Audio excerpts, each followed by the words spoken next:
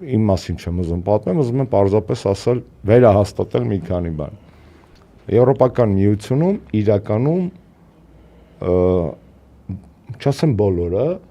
այդ որոշումների կայացման մակարդակում ներառված մարդիկ իրականում գիտեն ինչա կատարվում Հայաստանում։ Այս հայլանդակություններով ամեն ինչի մաս եւ դա խորացնում է իրանց մեղքը։ Իրանք գիտեն դա։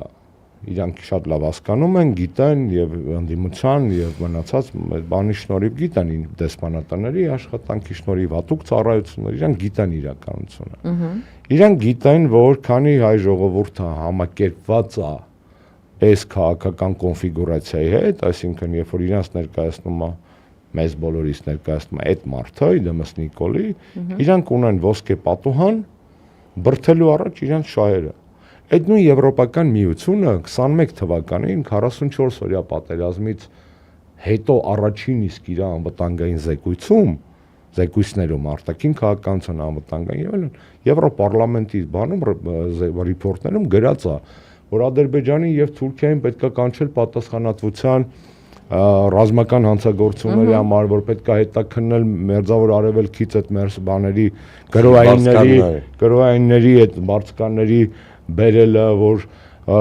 ֆոսֆորական ռումբերի կիրառման հետ կապված, որ մի խոսքով սա գրած է եղել, որ պետք է Ղարաբաղյան խնդիրը կարգավորվի հայտնի սկզբունքների հիման վրա, այդ թվում ինքնորոշում, սա գրած է եղել։ Այսինքն դաժե 21 թվականին դա եղել է։ 22-ից դա սկսել է էրոզիայի ենթարկվել որպես քաղաքական խոսույթ արևմուտքում։ Խի, որովհետև եթե քեզ ներկայացնող իշխանությունը պահպանվել է, կնայած 21 թվականի ընտրությունները հունիսյան խաղացել են ճակատագրական դեր, որ եվրոպական արևմտյան աչքերում մենք այն ժողովուրդը չենք այլևս, որ հետապնդում է իր ազգային շահը, որտեղ Նիկոլի վերընտրվելը հանդուրժած ժողովուրդ են, հետևաբար կներեք, ոսկե պատուհանա, ոչ թե բլա արժեքների հիման վրա խարսխված արտաքին քաղաքականության, այլ շատ պրագմատիկ արտաքին քաղաքականության։ Նիկոլը պատրաստ է դա սպասարկել, այո, առաջ միակ վերջի փաստարկը, որ իրանք բերում են բանավեճում, հետևյալն է, ձեր սրտով չի, դուրները չի գալի, փոխեք, թող գան ուրիշ մարդիկ, ասեն ինչ որ հիմա դու մեզ ասում ես։ Շատ պարզ է այդ փաստարկը։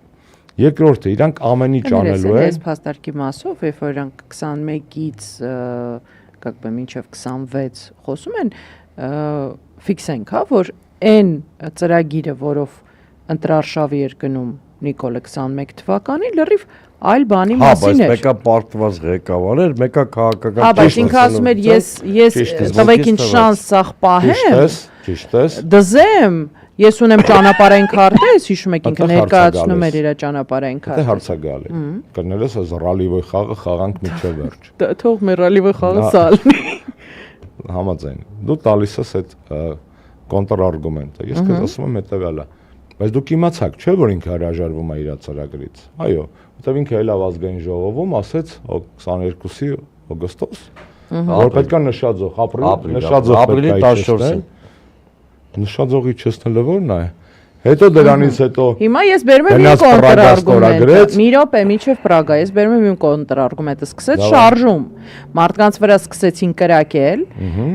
այդ թվում նաև արգելված ժամկետան զենքերով, ու դուք ձեն չհանեցիք։ Այսինքն, երբ դու ասում ես ուզում եք փոխեք,